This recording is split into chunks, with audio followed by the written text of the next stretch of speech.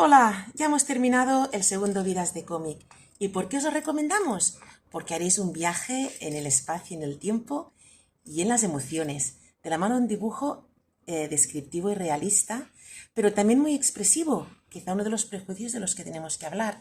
Será de la mano de los 4 volúmenes de Valois, un cómic histórico, también otro de los prejuicios que quizá haya por ahí, y que está hecho por Thierry Gloris y Jaime Calderón, el segundo con el cual hablaremos en una conversación muy honesta y enriquecedora.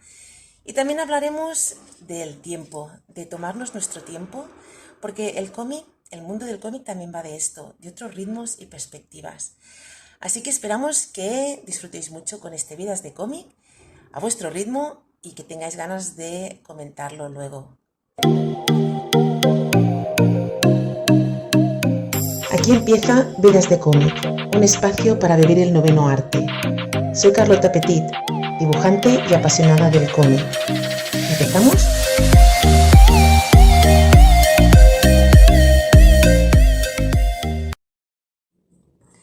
Bienvenidas y bienvenidos a Vidas de cómic.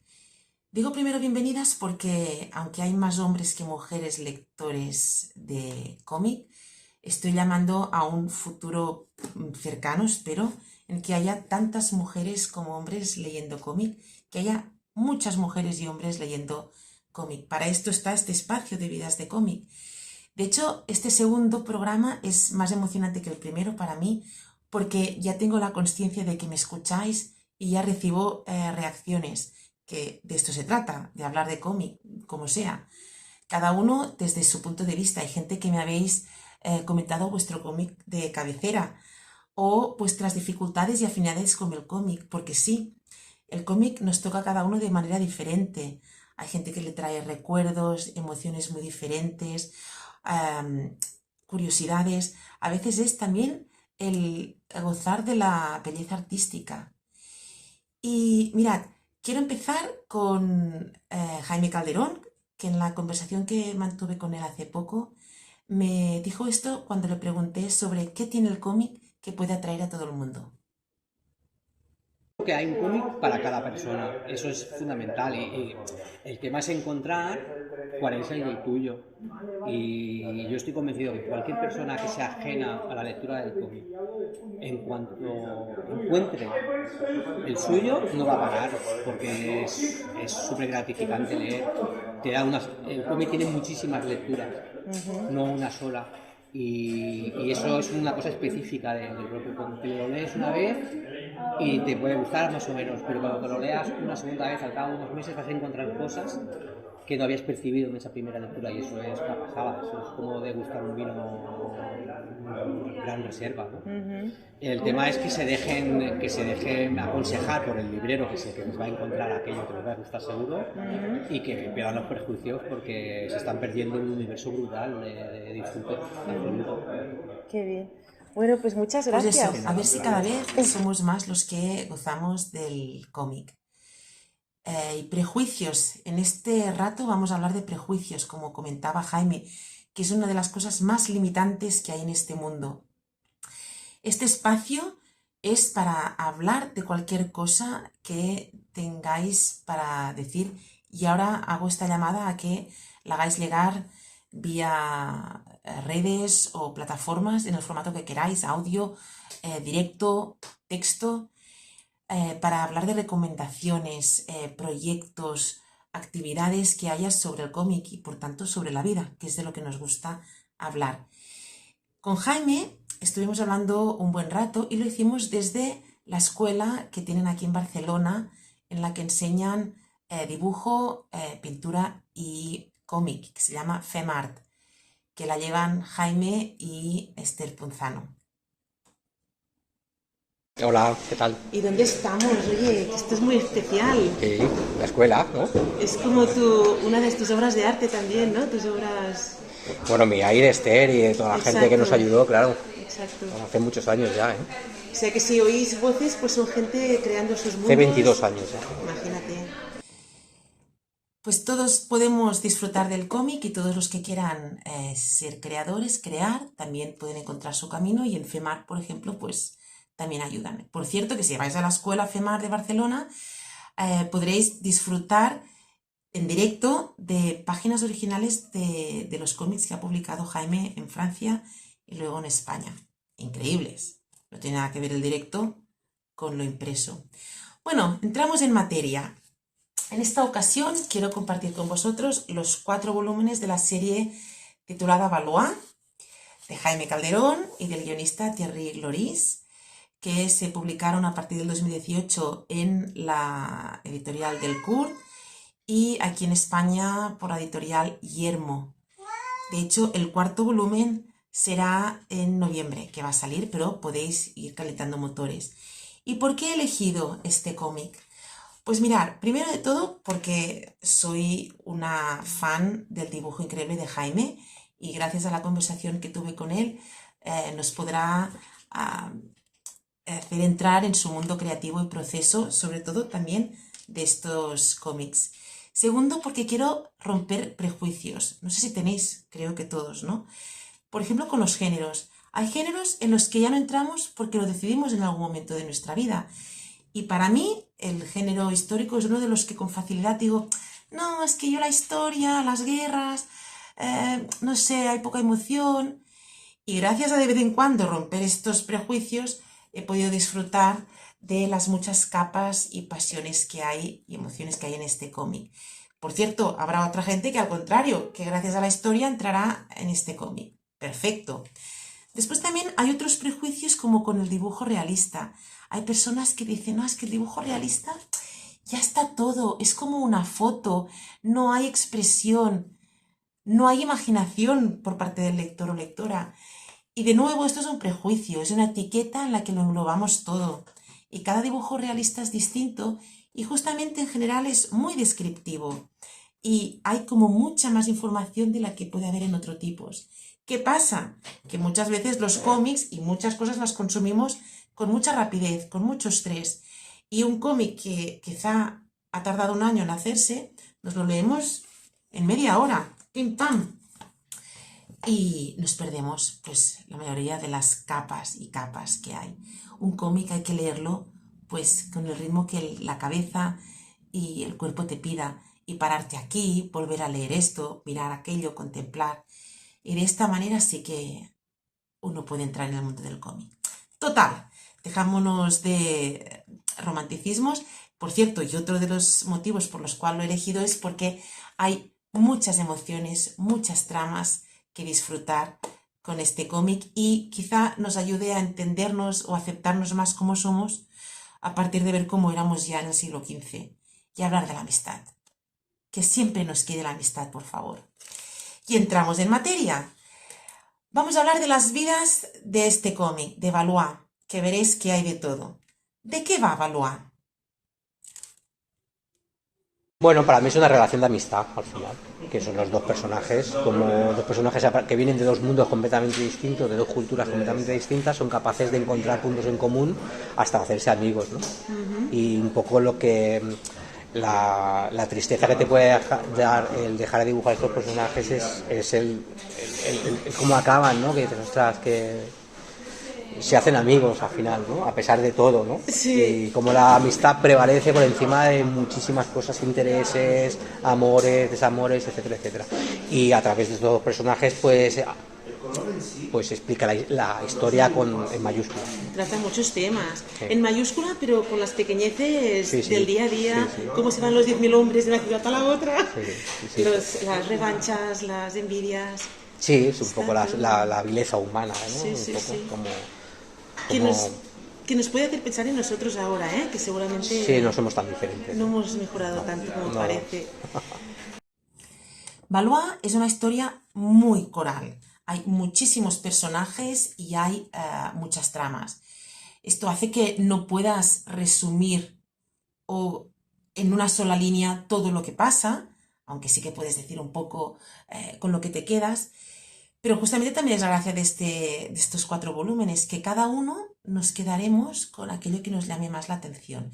Lo que sí que es seguro es que el guionista Thierry Loris ha hecho un trabajo de mezclar ficción y hechos reales de una manera muy inteligente y muy interesante.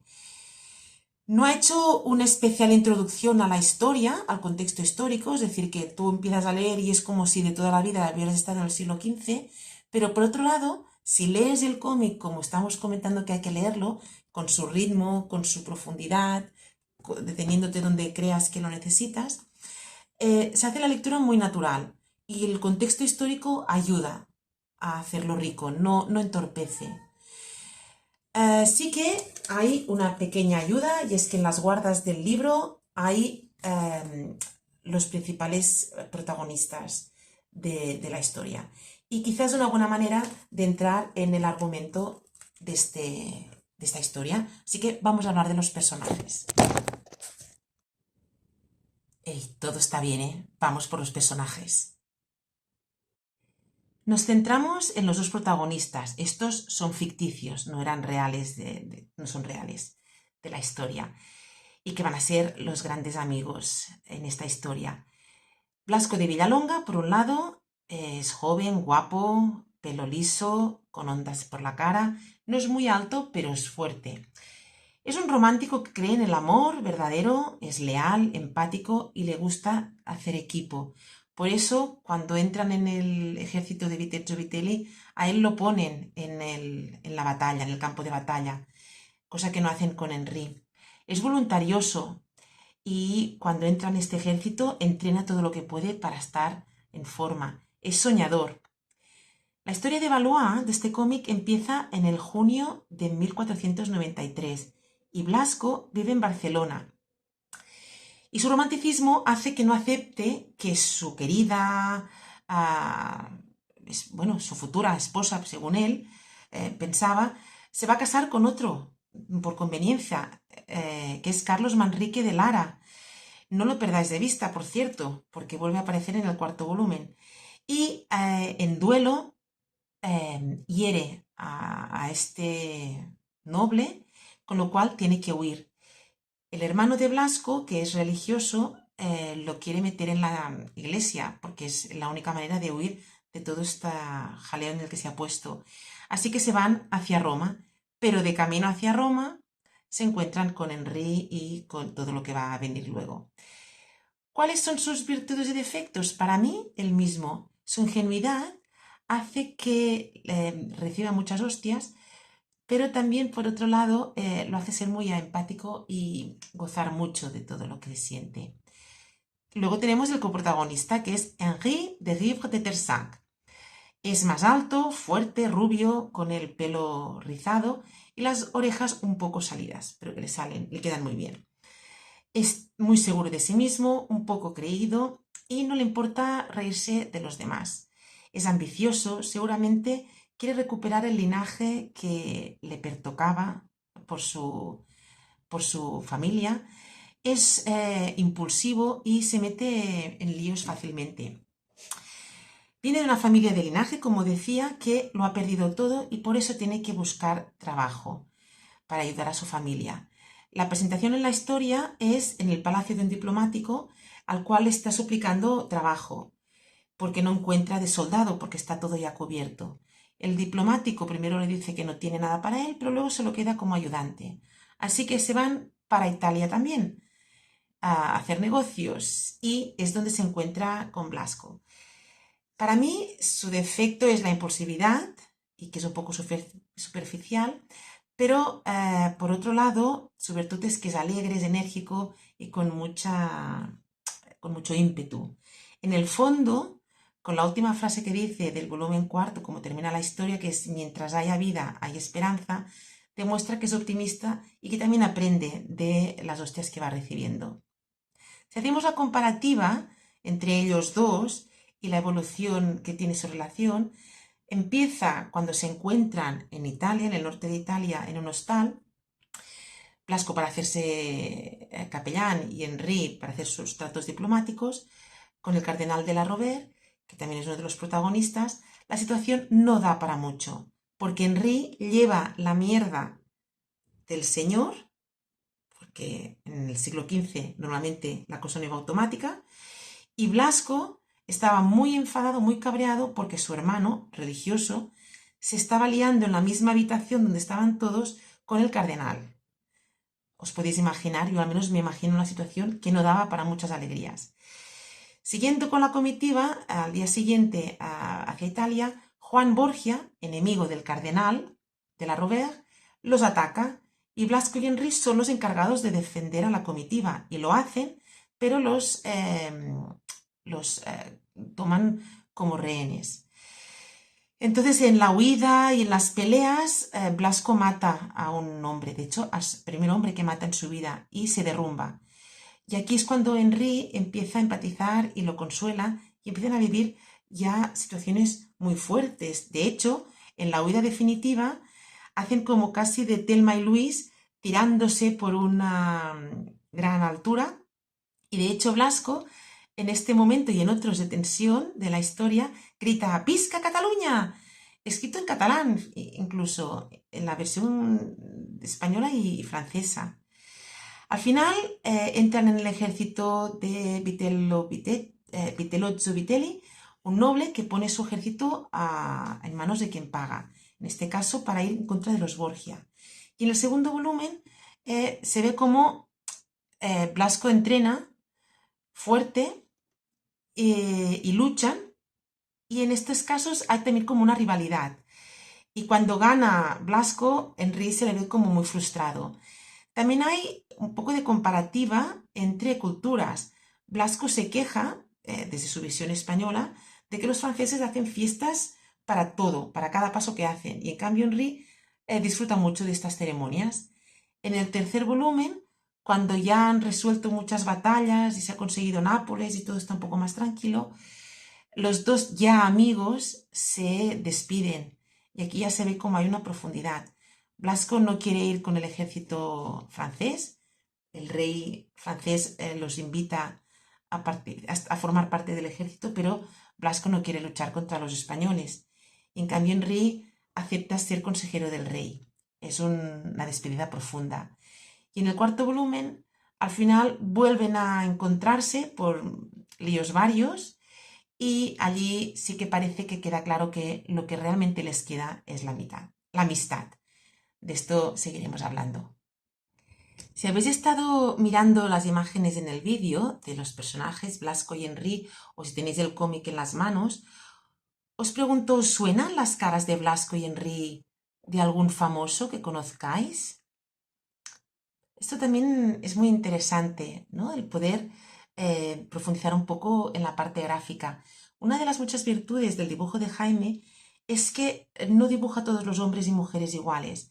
Hay dibujantes que hacen todos los personajes masculinos iguales, cambiando un poco el bigote, un poco el pelo, y los femeninos también todos tienen el mismo aspecto. A Jaime esto no le ha pasado nunca, ni creo que le pase, porque busca modelos. Y en este caso, el guionista Thierry Hiel tomaron como modelos para Blasco y Henry a... No sé si tengo que decirlo o los tenéis que encontrar vosotros. Bueno, os los voy a decir. Blasco, el español, eligieron a Rafa Nadal, a un Rafa Nadal muy joven, no al que tiene ya casi 40 años. Y para Henry, el francés, eligieron al actor francés Vincent Cassel. Bueno, vosotros podéis juzgar. Evidentemente, la idea de Jaime no era que fueran ellos, era poder realmente buscar características muy diferenciadas entre cada uno de los personajes. Por cierto, que el resto de personajes que no son históricos, reales, también siempre los construye con modelos a veces de su entorno, familiares, amigos. Así que mira, si nunca os hace gracia estar en un cómic, quizás se lo podéis sugerir. A lo mejor encajáis en alguno de los personajes que tiene que dibujar. También me encanta no encontrarme en este cómic de Valois los estereotipos de los relatos históricos que acostumbra a pasar, por eso de las modas y de lo que se supone que el público queremos, que son los personajes masculinos musculados de gimnasio y enseñándolo todo el rato, y las mujeres que son como pechos con patas, pechos redondos, de estos ni operados. Y esto en estos dibujos de Jaime no pasa. Los personajes son creíbles y tienen la personalidad y las características físicas que necesita el contexto. Para el resto de personajes, que hemos dicho que es una historia muy coral, podemos destacar los que están reflejados en las portadas, que luego Jaime nos hablará un poco más de ellas. En la primera, que se llama El espejismo italiano, ya hemos comentado que básicamente es que el nuevo rey de Francia, Carlos VIII, decide con una estrategia política no muy recomendable irse para Italia a reconquistar Nápoles. Y también es cuando se encuentran estas dos personas que acabarán siendo los grandes amigos. Para mí, el segundo volumen, lo que me ha impactado más es, que ya salen en el primero, es la familia Borgia y cómo la Iglesia siempre ha tenido el poder, siempre ha estado al lado del ejército y de la violencia. A mí me peta la cabeza. Entonces, bueno, sale la familia Borgia retratada, estupenda. De hecho, Jodorowsky y Milo Manara hicieron ya un cómic de 4 volúmenes sobre esta familia y es que realmente hay para hacer análisis de todo tipo. En todo caso, el cardenal de la Rovere, que ya hemos hablado de él relacionado con Henry, y el Papa Borgia están enfrentados. De hecho, hay intentos de asesinato mutuos y es que realmente es un bicho este. Y total que salen también la hija, Lucrecia Borgia, que aquí no lo parece, pero en el tercer volumen ya sale más como víctima, y los otros dos hijos de Borgia, Juan, que es el jefe del ejército de la Iglesia, y César, que es el sucesor del Papa, ¿no? El Papa ha decidido que César es el sucesor. Y vamos a ver que son embusteros, son liantes, cobardes, tan ambiciosos como el padre. Bueno, esto va a ser un desastre. Luego está... por cierto, que en este capítulo, como que ve el Papa que no va a ganar a Francia por la lucha, decide ir por la seducción y justamente va a utilizar a Julia Farnese, su amante, la amante del Papa, para que seduzca al rey francés. Y va a funcionar la estrategia. En el tercero, que se llama La furia francesa, es donde hay más violencia en el campo de batalla y también más tensión. Hay otro intento de asesinato y hay violencia entre personas. Esto Jaime luego nos lo hablará, que es Lucrecia Borgia, que os comentaba, con su marido Giovanni Sforza. En fin, aquí hay lío. De hecho, se habla también en estos volúmenes de la violencia de género. Y también en el volumen tercero es cuando muere a los 21 años Carlos VIII, el nuevo rey francés, y muere de una manera muy, muy tonta. Y de hecho, históricamente ha pasado con el sobrenombre de Cabezudo. Bueno, en el libro sale.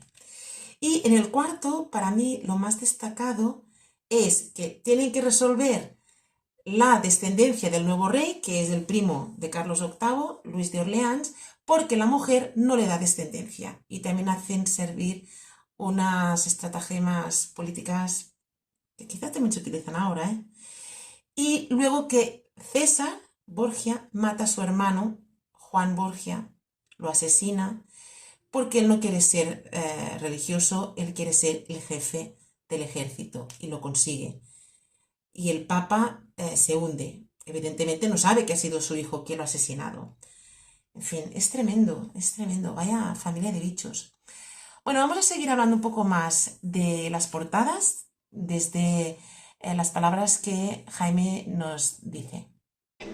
Lo que es el estilo de portada lo elegí yo ya con el primero, que era el face to face, ¿no? De los dos perfiles. Eso fue ya el primero. Y claro, eso ya nos obligó a que todas tuvieran un poco la misma composición y que variaran solamente los personajes y el color, porque aunque parezca que no haya colores, sí que si te fijas y los pones una confrontada con la otra, sí que cada una es más amarillenta, otra es más azul, diferentes. Otra es más rosácea, en fin, si las juntas todas parece que cromáticamente tienen su sentido. Va evolucionando, ¿no? También. Sí, y además, bueno, la idea siempre, al final, cuando ves una portada, yo creo que lo más importante es que tú cuando la veas te dé la información suficiente para que tú sepas de qué va lo que te estás leyendo.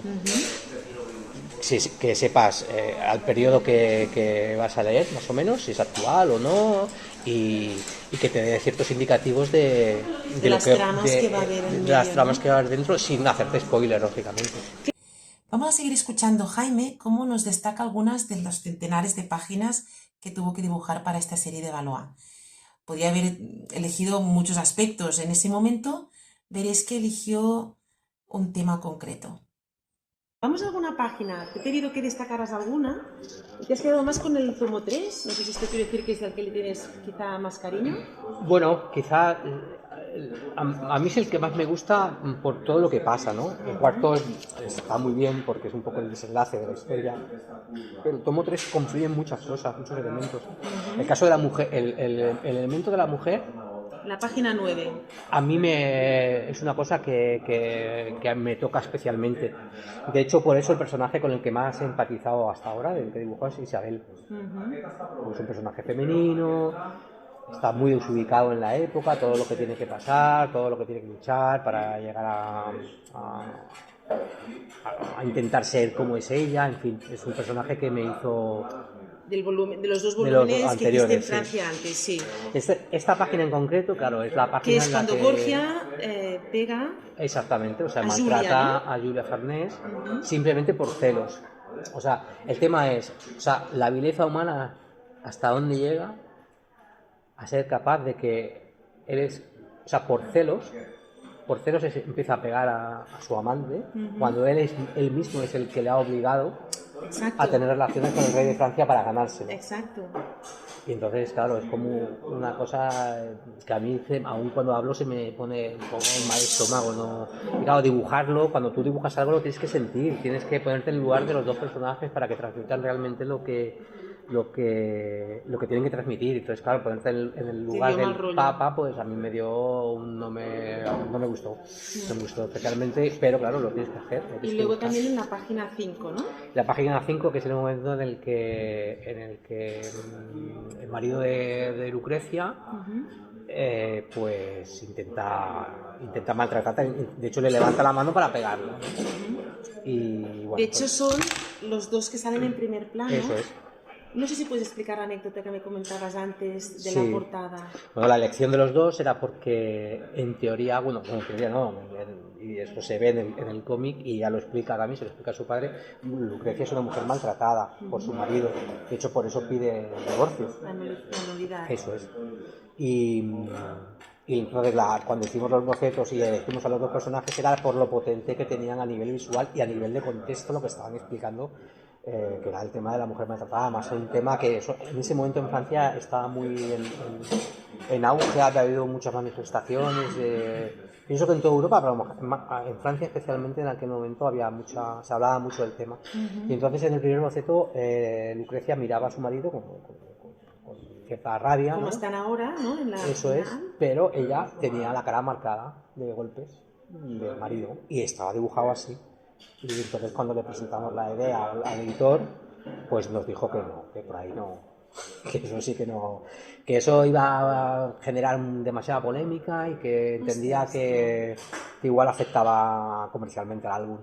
Y bueno, entendimos que tampoco era cuestión de forzar demasiado y no pudimos hacer prevalecer un poco nuestra opinión y al final le quitamos las marcas de la cara, pero la mirada escondía un poco, esa rabia venía justamente, o sea, se hubiera entendido mucho más esa mirada de Claro, ¿y por rabia. qué son tan protagonistas, no? Eso Porque es. es que realmente Claro. aquí estás como denunciando un hecho. De hecho, ahí se siembra un poco la semilla de la nulidad de matrimonio que más adelante en el tomo 4 intenta pedir el rey de Francia, por el precedente que se establece en el tomo Vale. 3. O sea que a nivel argumental Era también importante. tiene su sentido, vamos. Pero claro, si no le haces las marcas, no entiendes tanto el porqué de esta rabia Porque esa mirada, y claro. estas. Retomando el tema del dibujo realista de Jaime, que hay gente que le gusta y gente que no, tanta descripción, para mí como lectora agradezco mucho todo el detalle que pone y la expresividad que llega a poner. Si una persona se detiene en mirar bien los primeros planos de los personajes, es que es increíble. Vamos a escuchar Jaime cómo explica cómo va conociendo los personajes a medida los va dibujando. Pero después, claro, el problema de los personajes es que ni el mismo guionista los acaba conociendo. O sea, tú acabas conociendo los personajes de la misma manera que acabas conociendo a la gente. Ya. Te acabas conociendo por lo que van haciendo durante su vida. Entonces, depende de cómo van actuando, pues vas conociendo a la gente, a las personas, y a los personajes igual. O sea, aunque a ti el guionista te diga más o menos que la trayectoria que van a tener y van a hacer esto, esto y lo otro, después la gestualidad, las expresiones que tienen, los actos que van haciendo son los que te van definiendo cómo son. Entonces, al final es lo que te va enganchando a ellos mismos. Claro, a mí, pues en el tomo 3 en concreto, que es el momento en el que se despiden, pues es un momento muy tierno, ¿no? Le dices, ostras, ahí es cuando intentas transmitir que son colegas de verdad, ¿no? Y después el reencuentro en el 4, pues también, y todo lo que pasa. El 4 es muy interesante en ese sentido. Porque y en esto tienes personajes que te da más para... que ves más cómo dibujarlos y otros que no, que dices esto, que a veces cuesta más entrar. Sí, claro, porque es que al principio no conoces a ninguno. Sí, sí, No no conoces a ninguno, o sea, tú... Por eso siempre hay una evolución. O sea, el personaje te va diciendo cómo es el mismo. Y si te fijas desde los primeros dibujos de los dos principales a los últimos, en los primeros parecen unos chavales y en los últimos ya son como más hombres, como, ¿no? Hay un momento más de no más hombres, de más madurez, ¿no? Más conocimiento también, ¿no? De ellos mismos y de lo Eso que está es, pasando. que es el propio conocimiento que tiene el propio dibujante de cómo son ellos, ¿no? Entonces eso es lo que te va ayudando a que con el grafismo te vaya cuadrando en lo que cada uno ha de transmitir tal y como son, ¿no? Jaime Calderón plantea planos generales dibujados increíblemente cada vez que cambiamos de escenario, cosa que pasa a menudo en esta historia y por lo tanto se agradece muchísimo que haya planes de situación, porque esta gente van de Barcelona a Francia, por toda Francia y por toda Italia. Y sus dibujos nos traen escenas también muy cotidianas de la época, en los castillos donde vivían, las ciudades, cuando iban de cacería. Y también otra de las escenas que de vez en cuando el argumento pide son las grandes batallas. De esto hablamos con Jaime, que ahora lo vais a escuchar, y también de su necesidad de hacer dibujo realista. Sí. Bueno, el tema es que había hecho tantas páginas de batalla que ya llega un momento en que ya no sabes Te cómo da la impresión hacerlas de hacer la misma escena todo el rato. y que la buena ya la has hecho, ¿sabes? La que mejor explica lo que me están pidiendo el guionista ya la he hecho, pero claro, cuando trabajas durante 6, 7, 8 años con el mismo guionista, llega un momento en que él se repite en las explicaciones y tú de alguna manera te vas repitiendo también en las composiciones y en los dibujos. Y en este concreto, pues decidí hacer una composición completamente distinta al resto y en lugar de mostrar la crudeza de la batalla con primeros planos, Sí, que es una cabeza que vuela. Exacto. Era más hacer algo que prácticamente sabía que no se iba ni ver, porque es un plano muy lejos que te da un poco la magnitud de la batalla justamente y un poco la melee esa en la que te cuesta diferenciar las cosas porque era un poco como debería de ser en que aquel debía momento. ser una batalla. Correcto. Sí. Sí, exactamente. O sea que llega un momento en que además no iban uniformados aún y ahí eran los estandartes, lo único que te indicaba con quién ibas. ¿Dónde estaban los tuyos o los que no? Con lo cual, pero bueno, tú dices que casi no se ve nada, pero aún así, que es otra de las preguntas que te quería hacer, tú el detalle lo haces hasta lo que está a 1 kilómetro de distancia del lector. Sí, es un poco la miopía esta, ¿no? No sé. A ver, sí que es verdad que soy un dibujante. El cómic histórico pasa muy bien con los dibujantes que somos descriptivos. Nosotros somos gente que hacemos históricos, solemos ser gente muy descriptiva dibujando. Muy descriptiva significa que dibujas mucho y que ya no es tanto el detalle, porque a lo mejor hay dibujantes que utilizan más detalles que yo mismo, y no es tanto el detalle como la precisión en el dibujo. Si tú precisas mucho, incluso los últimos planos, que das una sensación de irrealidad, que a la vez da la sensación de todo lo contrario, de que es más creíble y más real todo porque está todo dibujado. Pero después a lo mejor no hay tantos detalles, lo que sí que es verdad es que es todo muy preciso. Muy preciso. Entonces cuando hay tanta precisión, es decir, cuando tú dibujas una mano y se le ven todos los dedos, pues da la sensación de que haces más detalles. Yo te imagino dibujando esta página, una vez ya has hecho el encuadre, ya ves un poco dónde están los diferentes frentes. Yo creo que es que al final debes como disfrutar que no puedes evitar de hacer cada uno de los detallitos. O sea, te cuesta decir, no, aquí ya no hace falta hacer detalle. Tenemos que decir que ha habido un fan tuyo, un lector tuyo, que ha contado los personajes que salen en la página 42, 43. Yo no, ¿eh? Ya, Yo pero no. te digo que eran 100... Sí, 102, no me acuerdo ahora, pero eran más de 100. ¿Y tú cuando lo hacías eras consciente de que estaba haciendo una cosa increíble? ¿O no eres consciente? O sea, ¿Qué vas haciendo? sí. A ver, lógicamente, primero lo que manda es que lo que estés haciendo funcione visualmente Claro, y se entienda y no es la dibujar por composición, dibujar sí, y sí. tal, ¿no? Pero llega un momento en que vas dibujando y como soy preciso, pues no puedo ir más allá, puedo definir más allá de lo que de Es, lo que realmente es necesario a veces. lo que es. ¿Qué? ¿Cómo vais? De momento hemos conocido a los personajes, nos hemos hecho con ellos, hemos visto las tramas que los hacen ir arriba y abajo, hemos también disfrutado de los personajes gráficamente, las expresiones, los planos, y ahora os invito a jugar. Os voy a mostrar, describir algunas de las estrategias políticas que se utilizaban en el siglo XV, algunas de las situaciones incluso emocionales que se vivían, y os sugiero que busquéis alguna similitud con estrategias políticas actuales. Y me temo que vais a encontrar ejemplos. Pues empezamos a jugar. La primera estrategia política y muy dura que sale es la de la tortura. En la página 15-16 del volumen 1, Juan Borgia tortura a uno de los sirvientes para descubrir quién ha intentado asesinar al Papa. Y aquí no nos pondremos de acuerdo, yo he tenido conversaciones con personas que han leído el libro, por si es demasiado explícito o no el dibujo en estas escenas. A mí, desde luego, sí. Reconozco que soy una persona que la violencia explícita me saca bastante del argumento, de la historia. Pero hay gente que piensa que no, que tiene que retratarse. A ver qué opináis. Luego en la página 12 del volumen 1, igualmente, sale el tema de cómo sacarse de encima a los contrincantes, ¿no? Pues esto, matando a la gente que haga falta, asesinándola, como también pasa en la página 44 del volumen 2. Y yo me pregunto, ¿pero de verdad esta gente no piensa que esto acaba siendo una guerra sin fin, en que yo mato a este porque me molesta y luego yo me van a matar porque voy a molestar? Yo esto no lo he entendido nunca, ni en el siglo XV ni ahora cuando pasa.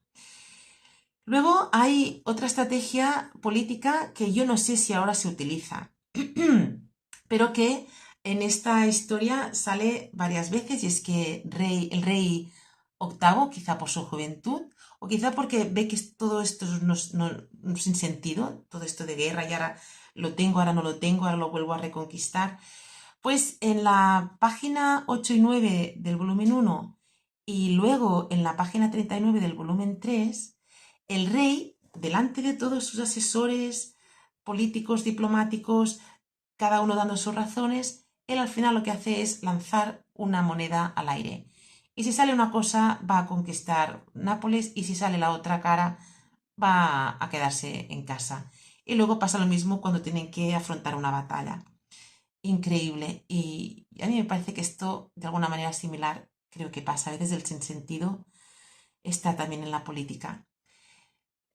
Luego también en la página 27 del volumen 2 hay unos trapicheos, negociaciones políticas cuando van pasando por diferentes ciudades italianas, y en una de ellas, pues uno de los asesores cercanos al rey negocia con uno del otro lado para hacer los tratos para que el rey haga a favor del otro lado.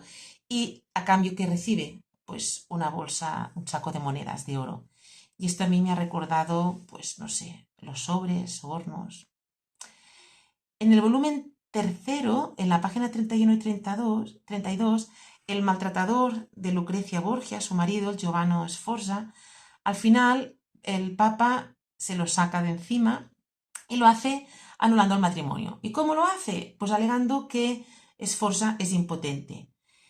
y delante de todo el mundo lo convoca con centenares de personas delante, poniéndole una mujer espatarrada en medio de toda esta gente y le dice que consume el acto y evidentemente Sforza no puede. Y gráficamente lo que ha hecho Jaime es que a Sforza lo ha hecho con el parecido de un actor porno muy famoso francés que se llama Rocco Siffredi, perdón, no sé si es francés, un actor porno, Rocco Siffredi. Y bueno, es esta parte de intertexto, una información extra que, pues si lo sabes, pues puedes acabar de poner un poco de ironía a toda esta sinsentido. Luego en la página 40 del volumen 2 hay también la cuestión de que Juan Borgia miente a su padre diciéndole que la batalla era muy difícil, muy complicada y que era imposible, cuando lo que hizo Juan fue irse del campo de batalla huyendo diciendo esto no es para mí. Y luego en la página 29 del volumen 4 César miente poniendo también cara de lástima por la muerte de su hermano, cuando ha sido él que lo ha asesinado. Bueno, tanto como lo anterior, que es este escarnio público cuando quieres sacarte a alguien de encima, o las mentiras, esto también son estrategias que se siguen utilizando, mucho me temo. Finalmente, en la página 19 del volumen 4 se describe, se representa una orgía en casa del señor Papa Borgia. Tremenda, hay de todo allí. Y a mí esto me ha recordado las fiestas que Boris Johnson se hacía durante la pandemia, saltándose todas las restricciones. Bueno, y aunque no hubiera restricciones, me parecían fiestas que quizá eran excesivas, no lo sé. Y bueno, como algunos de los ejemplos. ¿Cómo ha ido el juego? ¿Habéis encontrado qué similitudes? Bueno, ya veis que se está haciendo ya de noche. Sobre el final del libro, siempre los finales es un tema, y aquí también. Llegaron a 4 volúmenes. Jaime y Thierry tenían previsto una serie abierta que pudiera durar lo que durara. Sabéis que esto en el mercado pasa. Pero al final se terminó aquí. Jaime está con otros proyectos. Y además los dibujantes no pueden hacer varios proyectos a la vez, cosa que sí que pueden hacer los guionistas. Entonces yo no voy a decir cuál es el final, es un final abierto. ¿Y a quién convenía más este final? Quizás, siendo honestos y pensando que esta serie no continuaría, en principio no va a continuar, quizá valía la pena arriesgarse más. Hay gente con la que he hablado de este tema que pensaban que había que haber más drama, había que matar a gente. Mirad, con esto, bueno, luego os voy a comentar uno de los cómics donde matan a gente, protagonistas importantes, pero realmente te sorprende. Si nunca te atreves a matar a los protagonistas, a veces va perdiendo fuerza la historia. Acabamos con un cuestionario final que también os lo hago a vosotros, ¿vale? ¿Con qué personaje me identifico o me ha gustado más? Yo soy más de Blasco, porque es más discreto, pero en cambio es más pasional y va adquiriendo fuerza. También me han gustado las protagonistas femeninas. Tienen fuerza, lo que os decía. Hay cómics en que cuando son históricos las mujeres parecen transparentes. ¿Qué me ha sorprendido más de la trama? Ya os he dicho antes cómo muere Carlos VIII. Increíble, además es verídico. Y luego, pues todo el contexto histórico, lo que os comentaba, tú lo vas leyendo como una ficción, como una historia más, y luego cuando acabas dices, oye, pero si esto es verdad, esto ha pasado. Increíble. Luego, un lugar de la historia de este cómic donde me hubiera gustado estar. Para mí la naturaleza. Me encanta. En el siglo XV, evidentemente, había mucho más contacto con la naturaleza. Los paseos, las cacerías, bueno, yo aquí haría otras cosas. Los traslados, ¿no? Se hacía todo como mucho más contacto con la naturaleza. ¿Alguna cosa que hubiera explicado diferente? Bueno, aquí más que nada que las cuestiones técnicas, políticas, hay momentos que te da la sensación de que no controlas, como puede pasar con una película de acción, que hay momentos que dices, bueno, confío en el protagonista que sabe dónde está, porque yo hay momentos que me siento como insegura. Pero luego pienso que no, que todo se lee como muy, muy natural y todo tiene su sentido. Sí que es verdad que a lo mejor hubiera sacado alguna trama política y hubiera puesto alguna trama más de entre personajes, más personal. Bueno, para poner un poco más de dramatismo más personal. ¿Qué música iría bien a esta historia? Evidentemente música del siglo XV, francesa o italiana, del Renacimiento, polifonía, no sé, cualquier cosa de esta. Por cierto, en esta historia no hay música. Quizá en alguna de las orgías o de los festejos hay algún músico perdido, pero es verdad que aquí no ha habido. Y si no, pues música épica, de cine, de grandes aventuras. ¿Sobre qué película o libro me ha sugerido esta serie de cómic? Valois. Ya os he dicho que el género histórico no es el mío y no me quiero arriesgar. La verdad es que ahora tendría que forzar y prefiero que me lo digáis vosotros si se os ocurre de manera más natural. Después, ¿qué cómics? En cambio, perdón, sí que me vienen a la cabeza muchos cómics históricos. Me gustaría poner un poco este debate. ¿Qué consideramos dentro de la etiqueta de cómic histórico? Os voy a plantear algunos de los que tengo por casa y a ver si estáis de acuerdo o no y si tendría que ampliar más o menos. Evidentemente, Asterix y Obelix, cómic histórico. Después hay otro cómic francés que es Érase una vez en Francia sobre la Segunda Guerra Mundial. Son 3 volúmenes. Águilas de Roma, de Marini, Enrico Marini. Yo estoy dejando a este dibujante porque es uno de los que os comentaba antes, que dibuja muy bien, tiene unas acuarelas espectaculares, pero todos los hombres tienen el mismo aspecto, sea la serie que sea que haga. Las mujeres todas son tetas redondas y ya está. Bueno, en fin, que ahora me estoy yendo del tema.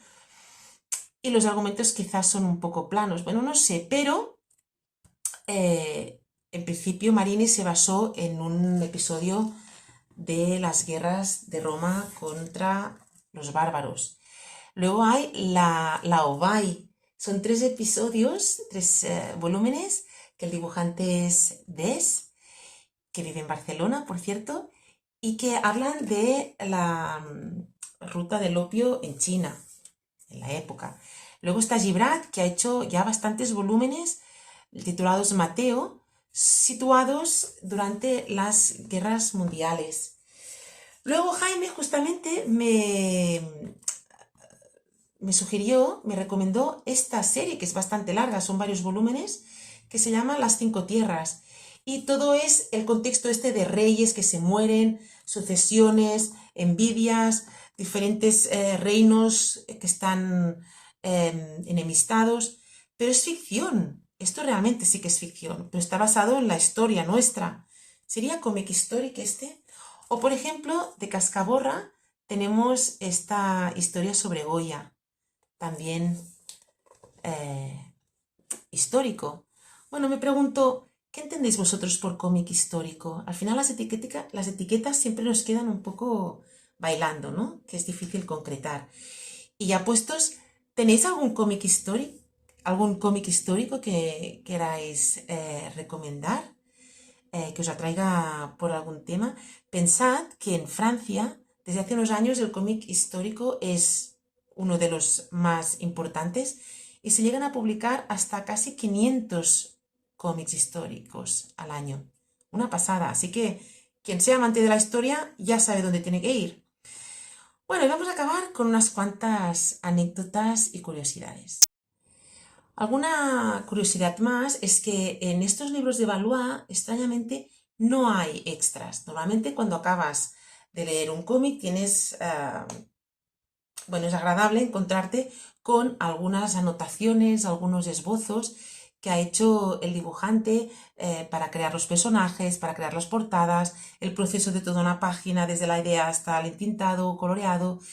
No hay nada y me extraña mucho porque Jaime en esto es como muy generoso, explicando, compartiendo todo lo que él sabe. Y a veces los guionistas también, ¿no? Pues explican las ideas, los contextos. No hay nada, me extraña. No sé si es una cuestión de la edición. No, en castellano de Guillermo no, porque Delcourt tampoco en las versiones francesas, que tengo 2 de los volúmenes en francés. Sobre los autores, Thierry y Jaime publicaron, aparte de los 4 de Valois, en Francia, estos 2 volúmenes de una serie de reinas francesas. Ya os he dicho que el cómic histórico en Francia lo peta. Y a ellos les tocó hacer Isabel, o eligieron, no sé, que era conocida como la loba de Francia. También muy interesante.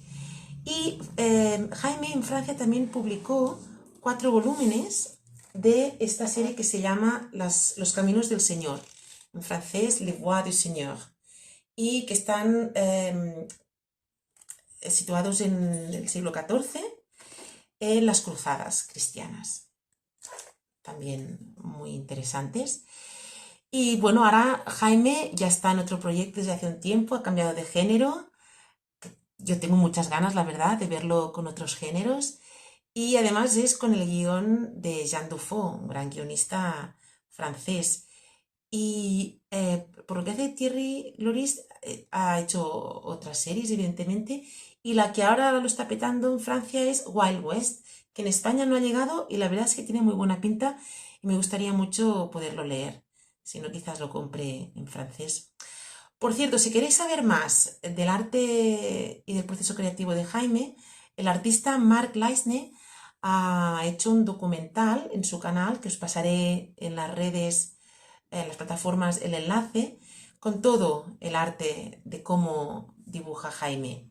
Y escuchad, Jaime, qué dice sobre el carácter de un dibujante y cómo dibuja.